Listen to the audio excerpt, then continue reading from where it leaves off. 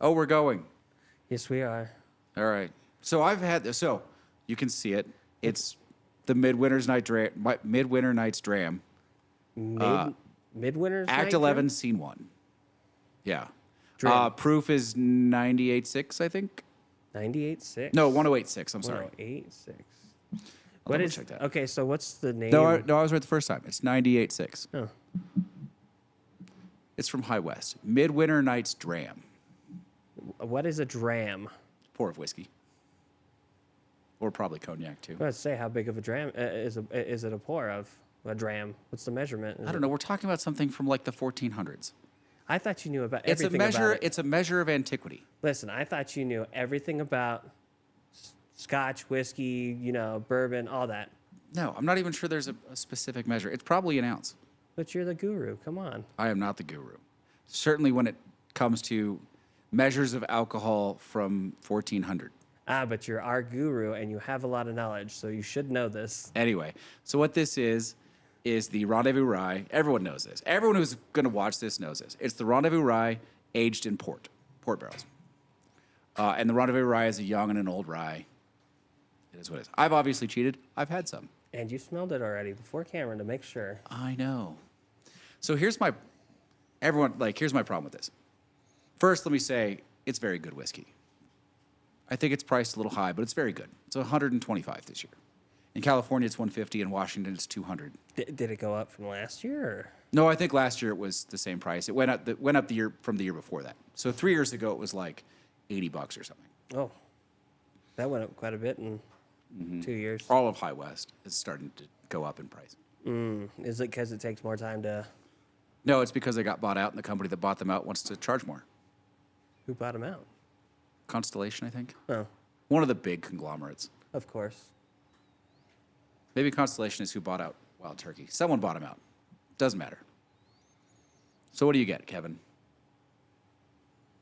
I have a little bit of spice in there, not heavy. It's just like a faint. Yeah, so it's a straight rye. So you're gonna get the traditional rye spice, but then it was aged in port barrels. So you're gonna get it covered up by port sweetness, which is gonna be, prunes, dried cherries, a little bit of raisin, probably. Nah, grandfather's prune juice. Got it. There you go. So the nose for me on this is gonna get like an 18 out of 20. I love the nose. What I don't love, and I'm going to try and not punish it for this, Well, I don't love port finished whiskeys. didn't we try one that you liked? Or no? Sherry. Oh, And yeah. sherry leaves a little bit of the bite because it's so Selenic.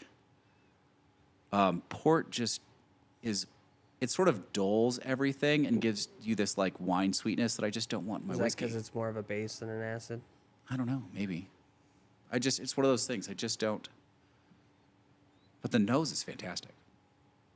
And it's everything it should be. It's rye spice, a little bit of caramel, and a bunch of dried red fruit. I get the red fruit. I'm not sure about the caramel in there. Really? I sort of get it in the back of my nose. It's that sweetness. It's the other sweetness.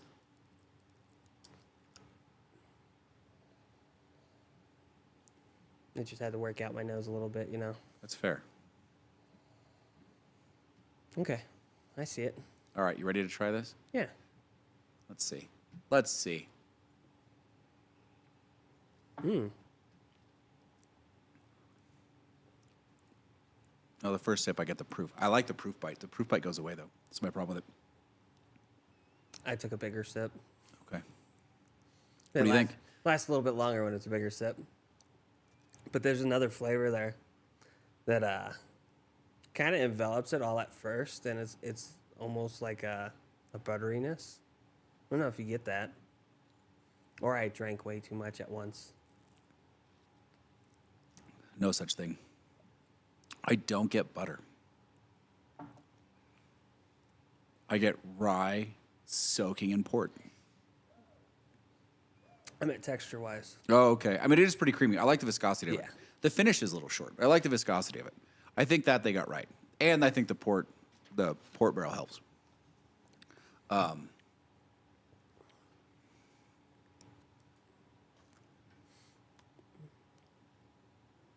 There's another thing. Is that the port that I feel that I get a little bit of aftertaste? brown sugar in it too. What about the aftertaste? Like, there's like a slight aftertaste from the tip of the tongue to just about a quarter of the way in. I'm not sure what it is. It's probably the port. Yeah. I think, honestly, because I've been smoked a cigar already, I think I'm getting a lot more grain than I did when I tasted it without the cigar. Yeah, and I had a cigar on the way up. Yeah. Not within the last hour or two. Hour. But I mean, when you're smoking cigars, especially, the grain pops a little bit brighter than when you're not smoking. Well, yeah, but I think it dulls the sweetness some. you also don't like wines when you smoke either. No, I refuse to drink. Like I'll drink a really high acidic white wine when I'm smoking, like a Sauv Blanc or something. Okay. Not even like a Chardonnay. Something that's really acidic and really bright will stand up to cigars. Champagne actually stands up to cigars pretty well. Red wines just become flabby and terrible. All of them. Is that just because they fall out? Yeah, they just can't. It just blows. All the really good flavors in red wine are blown out by the cigar, and you can't taste them. Refuse to drink. Like, we get guys come in here, one in particular, and he's friendly as hell, right? Yeah. And he's bringing like $300 and $400 bottles of cab in, and I appreciate that. But if I've already smoked, it's completely lost. And I mean, the guy who owned the shop next door, right? Yeah. Same thing. He's always drinking really good red wine with his cigars, and it's just destroying the experience. Even really good Zin. Now, there are some Zins that'll kind of stand up to cigars, Zinfandel, but not well. It's not the same. And I just refuse to drink really good red wine with cigars. I won't do it. So if it was like a kind of a lower end wine, you'd go for it? Like No, I me? won't drink red wine at all with cigars. Okay. I mean, I don't, listen, If you had to. I'll drink cheap stuff. I won't drink cheap red wine. I refuse. I've had to taste through thousands, if not tens of thousands of bottles of wine. I can remember that, yeah. And I just refuse to drink swill. I'll drink, there's some really good, inexpensive, I won't call them cheap. There's some really good, inexpensive Chardonnays out there. There's some really good, expensive Sauv Blancs out there. There are no good, inexpensive cabs and no good, inexpensive Pinots. You better be paying at least $50 a bottle for that. I'm sorry, it's just the deal. See, I'm not that big on wine. I'm still learning stuff from you. I ask you, hey, does this go with good with turkey or does this? Then Well, you're like, red or white? I'm like, both. The problem, especially with Pinot and Cab, is that the production cost is high, the aging cost is high. French oak is massively expensive, like Fair. far more expensive than American oak for cooperage. And a lot of times they're buying the grape, and the farmers know what the grape is worth, so you're not buying cheap grape. Right. So by the time you sold that bottle, it cost you $20 or $30. And if it was really good grape, like there are some places that are getting $10,000 a ton. Oh. There was rumored to be one guy that got $26,000 a ton for his cab grape one year. Oh. I mean, that grape is going to be a $1,200 to $1,500 bottle of wine. Was that coming out of like France or? No, that was off of Howell Mountain. I don't It's know. in Napa. Napa? It's I was about to say Napa. northeastern Napa Valley, it's up at like 1,200 feet. Oh, wow. 1,200 feet. I can't say Howell Mountain is comfortably my favorite AVA in Napa. Okay. I'll have to remember that one. I have a friend that's coming down that wants to do some of those wine tours down there. Oh, let me know. I'll put you guys together a tasting. Like I'll put together. You'll have to make some appointments though, but I'll put together a list for you guys to do. Okay. And it won't be terribly expensive, but it'll be the right stuff. Fair enough. I was about to say, you can come too. You can direct us. I do recommend not smoking cigars for 3 or 4 days. I'm sorry. Before or after? Before. Okay, good with that. I'll just go before I... Especially if you're going to go taste really good wine, 3 or 4 days. 3 or 4 days. Mm-hmm. Okay. Maybe one day. How's your numbers I get a look? little bit of brown sugar. Oh, I got to score it. Why don't you go over your scores and Brown sugar. I'll not pay attention to the camera or the microphone and score mine out. I can see it there.